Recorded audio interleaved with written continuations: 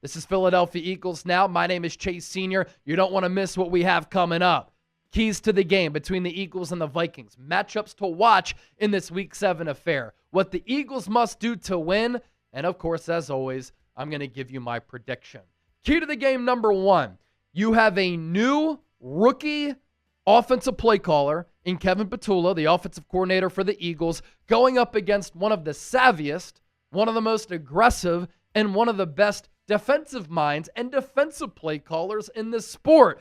This is a huge matchup in this game for both Philadelphia and Minnesota, and obviously the seat beneath Patullo, it is extremely hot, and I think that his leash is pretty short, regardless of what Nick Sirianni says. And this Vikings defense is for real. They've been one of the top units since Brian Flores joined up with Kevin O'Connell to become Minnesota's defensive coordinator. They're 5th in points per game, 6th in yards per game, 8th in yards per play given up, 2nd on third downs, 4th in the red zone.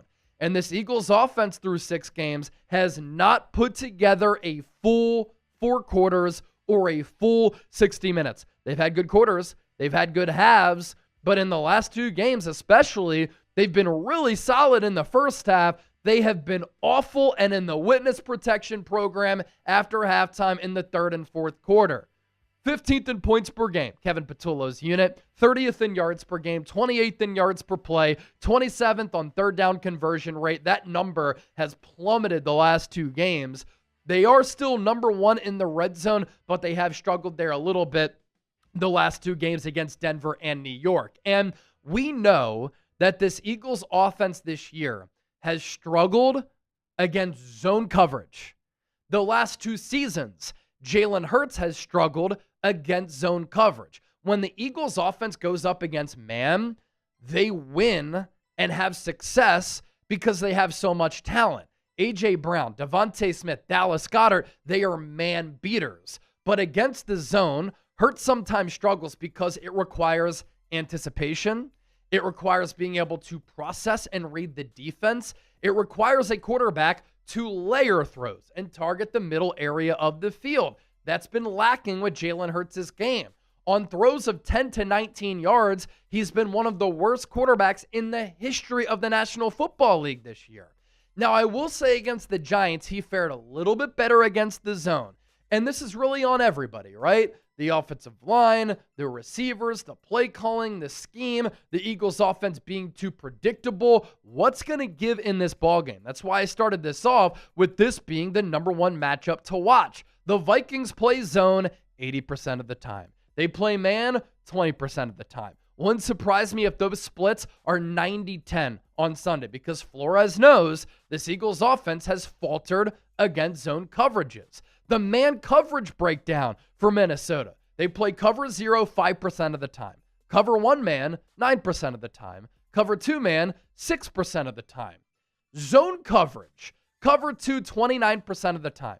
Cover 3 21%. Cover 4 7%. Cover 6 16%. So their tendencies are there. The Eagles have had a mini bye. The Vikings are coming off a bye week. And so game planning, preparation, but in-game adjustments are going to be huge on this front. And that's something that Patullo has really struggled with, and he's shown his inexperience. They haven't been able to make in-game adjustments on the offensive side of the ball, which is why they've been such a Jekyll and Hyde team.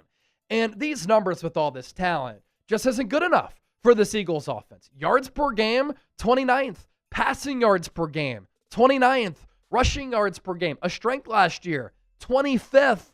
Points per game, middle of the pack at 15th. Their third down conversion rate, 27th. The pressure is on this Eagles offense. The job does not get easier going up against Brian Flores, but if they can put together a good performance and iron out some of their issues, fix some of their flaws, execute, and if players play better and coaches coach better, this could go down as a season-changing type of victory where the Eagles can establish an identity and gather some confidence and momentum on offense. Key to the game number 2. Justin Jefferson and Jordan Addison are one of the best wide receiver duos in the NFL. Jefferson's production since coming into the league out of LSU has been historic. Addison has also been an awesome player. And these Eagles corners, it's a question mark going into this game. Who's going to play and how are they going to fare? Quinyon Mitchell dealing with a hamstring issue. He got hurt during that Giants game early, and the Eagles secondary really struggled after that. The Eagles still do not know if he's going to be able to play on Sunday. I'm recording this show on Wednesday. The initial injury report does come out a little bit later today, and so we'll see what happens with Quinyon and what his practice status is. Soft tissue injury, though, for a quick twitch position, you worry a little bit about a player who at times this year has played like an all-pro. And the Eagles have 2 weak links at the corner spot. Keely Ringo is big and fast, but he's not really physical. He can't tackle, and he has no lateral quickness, so that impacts his coverage ability. Adoree Jackson is a veteran who, to me, is not great in coverage. He can't tackle, and the final straw for me was when he threw a shoulder at Cam Scadaboo along the goal line. You think that's bringing down that bull? No. And this is why I've continued to say, the Philadelphia Eagles need to bring back C.J. Gardner-Johnson. They were soft against the Giants. They collapsed against the Denver Broncos. Andrew Mukuba has been good against the run. He's been a complete and utter liability at safety. C.J. Gardner-Johnson, on the other hand, knows this defense. You can plug and play him, and he can be an immediate impact player. He has unbelievable ball production, 12 interceptions in 28 regular season games with the Eagles, but an underrated storyline with C.J. Gardner-Johnson. If the Eagles wanted to move Cooper DeJean to the outside to be the perimeter corner opposite of Quinyon Mitchell, C.J. Gardner-Johnson can play in the slot. He can be your nickel corner, and a damn good one. When the Eagles traded for him going into 2022, CD was primarily a slot corner. He had more than 1,000 snaps there compared to 80 at the safety spot. And so this Eagles defense needs swagger. They need some juice. They need some fire. They need some accountability. They need physicality. He helps you there. He knows the scheme. He can play safety. He can play nickel. But as far as talent goes, I think this is a player that the Eagles need to bring back. I tweeted out about that. He liked it and responded to it. So maybe he's up for reunion after he got let go by the Ravens. Justin Jefferson in 2025. Look at these numbers, man. And what's incredible about JJ is that he's had a lot of different quarterbacks in his Vikings career, still putting up insane production. 29 catches, 449 yards along a 50. It's only found the end zone once, but the yards per catch there, elite. Jordan Addison got suspended the first few games of the year, and then I think it was against either Cleveland or Pittsburgh overseas. He got benched because he didn't show up for a walkthrough. And so obviously he's had some legal concerns. He's had some concerns with showing up or not showing up at all. But when he's right, he's a very explosive player, like the game at USC, like his game at the NFL level. He just needs to keep his head on straight. Key to the game number 3, can the Eagles get Saquon Barkley going?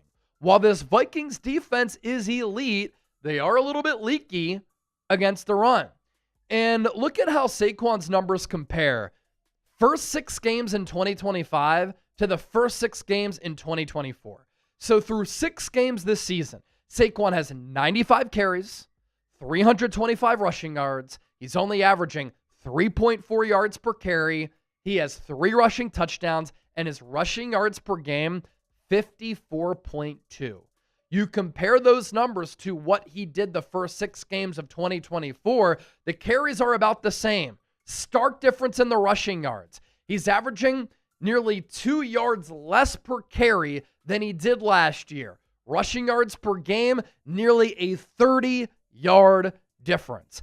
I think Saquon looks awesome. I don't think it's the fact that he's washed or he's laboring after leading the NFL in touches last year. It comes down to the scheme, the play calling, the down and distance, the situational play calling. Most importantly, it's been this horrible offensive line, which should not be horrible with all that talent and all those high-priced veterans who are along that offensive line. As far as this Vikings run defense, this goes to show you that hopefully the Eagles within their game planning have looked at these tendencies, they've looked at these numbers, and they said, we just got to execute better up front. We have a bunch of studs along our offensive line. We've been playing like mid players. But they can expose this Vikings rushing defense. And this can help the Eagles maybe, perhaps, find their identity. And when you run it, obviously, that in turn can lead to passing success. And I think the Eagles need to find a balance in addition to an identity on the offensive side of the football. Now, the Vikings, opponents run it 49% of the time, 31st in the NFL. Yards per rush, 4.5. It's 22nd. Rushing attempts per game, 29.4. That's 25th. Rushing yards per game, 132.2 rushing yards per game. And they're giving up less than one touchdown per game. That ranks 13th.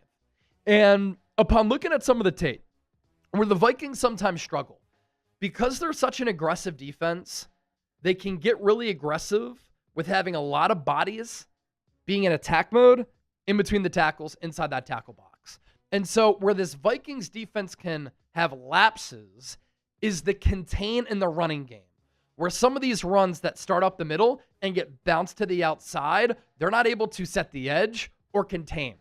And so by design, look out for the Eagles to perhaps do that. For Saquon Barkley, look out for him to maybe have that thought process of, okay, let's be patient in the backfield once I get the ball. As long as the offensive line can hold up front, which has been an issue all year, he can use his vision, his jump cutting ability, and his bounce ability to get to the outside and pick up some chunk plays on the ground. This is obviously problematic too, and Denise Selman has done a great job over the years of putting out some really good analytics as far as Eagles numbers go. Saquon Barkley is being contacted behind the line of scrimmage on 35.8% of his carries. Second most in the NFL, and also the most of his career. And Saquon Barkley, the percentage of carries with negative yards before contact, these numbers this year, 35.8% with the NFL average being 26%, they are worse than some of the Giants' numbers when they had horrible offensive lines in 2021 and in 2023. And you look at how the numbers compare year over year. In 2024, it was 24.3%. This year, 35.8%. More than an 11% difference. Can't play football that way. And you're not going to find success running the football that way. Now, Jordan Mailata does believe that positive trends are coming. Positive results are on the way. And he was asked about the 2023 season. And he said the detail as far as coaching was not there in 2023. The detail was not there. The technique was not there. Now it is. The Eagles keep telling us they feel as though they're close to breaking out. Hopefully they're right about that. Key to the game number 4. Whether it's Carson Wentz or J.J. McCarthy playing quarterback for Minnesota, the Eagles have to stop the run. And they have to turn the Vikings offense into a one-dimensional team. Because if they have to throw it a lot, having to come back in a game, I like the Eagles' chances a lot. And another thing with this Eagles defense, don't be soft. They were incredibly soft against the New York Giants. It was so surprising to see them revert back to 2023 when they were scared to tackle and they couldn't execute. They were awful on third downs. They couldn't get to the quarterback. They had lapses in coverage. They were bad on fourth downs. The Giants just completely bullied the Eagles last Thursday. Inexcusable. And they won that game for a variety of reasons. A big one, how they converted on third downs. The Eagles offense, 1 of 9 on third downs. The Giants, 11 of 16. Eagles defense needs to get off the field against Minnesota. They gave up 172 rushing yards to New York, and they were scared of Cam Scottaboo. They didn't want that smoke. Rushing first downs. The Giants had 14 of them. And, of course, the Eagles lost the turnover battle 2-0. If the Eagles give up third downs at that clip and rushing yards like that and rushing first downs in this game, they will lose once again. Key to the game number 5. I know this might sound cliche, but the turnover battle is going to be huge. And when you're playing in one of the most raucous environments in all of football, when turnovers can change the momentum and get the fans into it, that can just be the death sentence for you in that game for that week. So turnovers in that environment will kill Philadelphia. But how about these splits? Little chat stats here. Nick Sirianni has a 24-1 record when the Eagles win the turnover battle. Kevin O'Connell has a 26-3 record when the Vikings win the turnover battle. I think Sirianni and O'Connell are both really good at managing the game and managing leads and capitalizing on momentum.